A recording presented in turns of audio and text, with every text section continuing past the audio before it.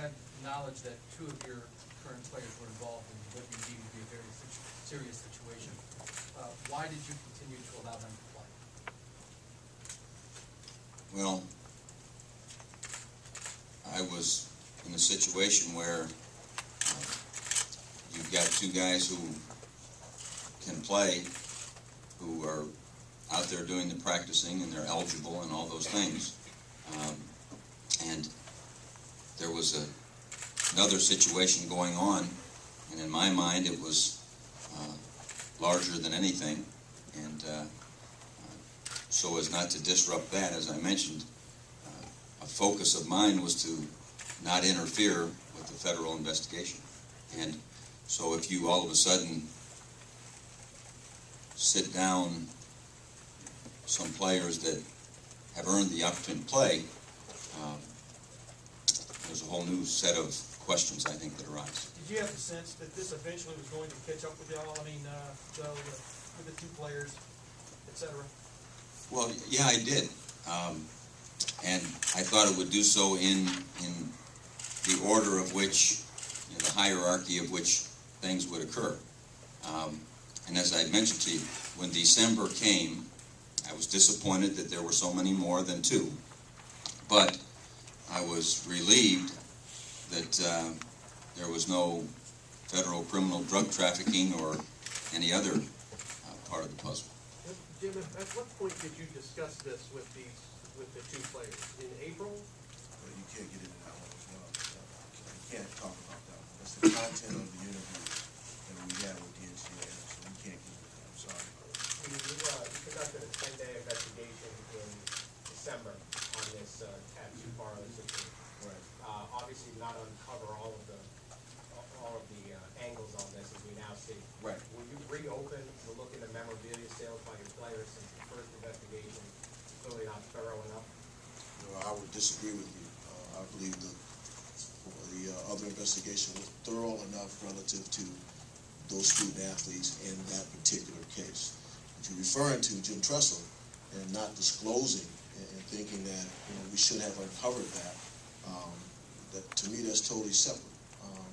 And that's what he's talked about. But relative to interviewing all of our other former players, working with the federal investigators on that particular case relative to our current and former players, where many of you were floating names out there that we tracked as well, I feel good about that.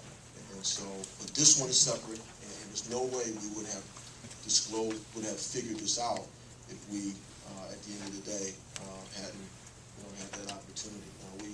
We talked long and hard about our practice of being expeditious, swift, and responsive to the NCAA, and not acting like other institutions across this country that take forever to investigate. I'm never going to go there. And so we feel comfortable that with the student athletes, we found everything that involves them. In your thorough investigation, did you interview Coach Tressel? I can't talk about that either. That pertains to the thing that's already been. No, you mean as far, yeah, did we talk? Yes, we did. We did. I'm sorry. You're right. Yes, we did. Yes, we did. But at that point, you said he had no knowledge whatsoever of the incidents that involved those players. That's what he's talking about today. Jim, there was speculation the last 24 hours about your future. Did at any point did it cross your mind and you consider resigning? No. I'm just wondering, Two more questions. if the email came in and requested confidentiality, but at that point you hadn't promised it, why did you go ahead and grant it and not just investigate and report it that way? You didn't have an obligation at that point.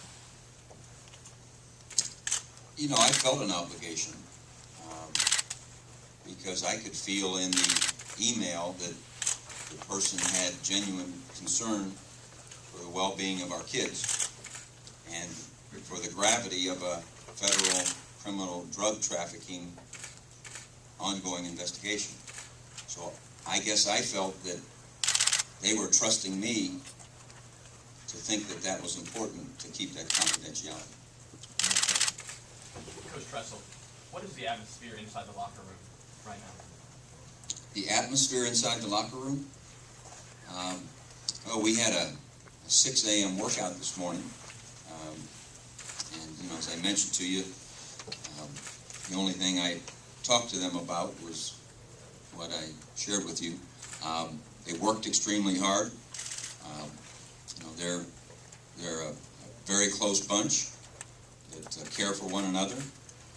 They feel as if they're cared for.